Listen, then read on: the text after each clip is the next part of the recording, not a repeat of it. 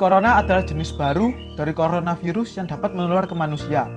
Virus ini bisa menyerang siapa saja, baik bayi, anak-anak, dewasa, ataupun lansia. Virus ini merupakan keluarga besar virus yang dapat menyerang saluran pernafasan, yang awalnya ditemukan di Provinsi Wuhan, Cina pada akhir tahun 2019 lalu. Dan tidak disangka-sangka, penyebarannya begitu cepat dan tidak terkontrol, hingga menyebabkan 212 negara lainnya terkena imbasnya, termasuk Indonesia di dalamnya.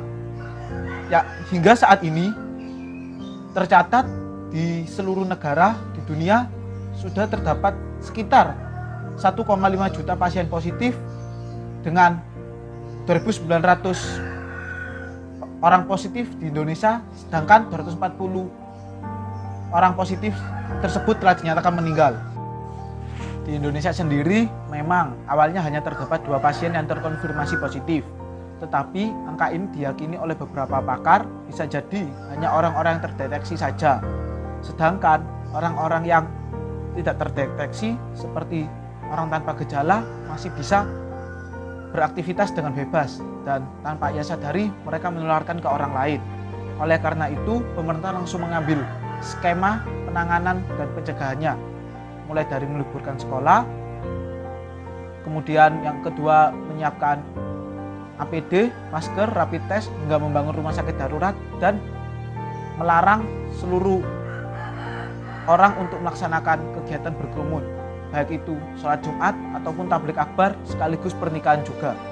Tetapi langkah-langkah tersebut menurut saya kurang efektif dan sangat lucu jika diterapkan di Indonesia.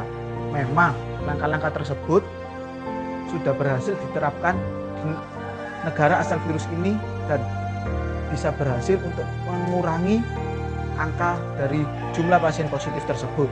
Buktinya setelah pemerintah Indonesia menetapkan libur untuk berbagai sekolah, tetapi libur tersebut bukan digunakan untuk di rumah. Malahan banyak tempat-tempat wisata yang semakin ramai karena diliburkannya oleh pemerintah tersebut, hingga akhirnya banyak tagar muncul di sosial media, yaitu tagar libur corona yang menyebabkan trending topik di Twitter dan Instagram. Tidak hanya itu, banyak juga masyarakat yang memanfaatkan situasi saat ini atau kondisi saat ini dengan menimbun alat-alat kesehatan dan menjualnya dengan harga tinggi, yang menyebabkan kekhawatiran keselamatan bagi para tenaga medis yang berada di garda terdepan untuk mengatasi corona ini. Sementara hal miris lainnya juga terjadi pada larangan kegiatan yang mengumpulkan orang banyak, yang selalu dihiraukan dan dilarang oleh beberapa kelompok masyarakat dengan alasan mereka lebih takut dengan yang membuat corona daripada dengan coronanya, yang membuat semakin hari semakin lama penyebarannya menjadi terus tambah banyak. Sementara di Lumajang sendiri, meskipun telah ditetapkan sebagai zona merah, tapi masyarakatnya tetap saja melakukan aktivitas seperti biasa. Dan itu mereka menggunakannya tanpa masker. Padahal hampir setiap hari dilakukan pembubaran oleh aparat keamanan di tempat-tempat keramaian, seperti pembubaran pernikahan di Pasirian, pembubaran tempat sabung ayam di Candipuro, pembubaran lomba burung di Tempe, hingga mengamankan orang-orang yang masih nekat untuk nongkrong dan dibawa ke Polres untuk didata.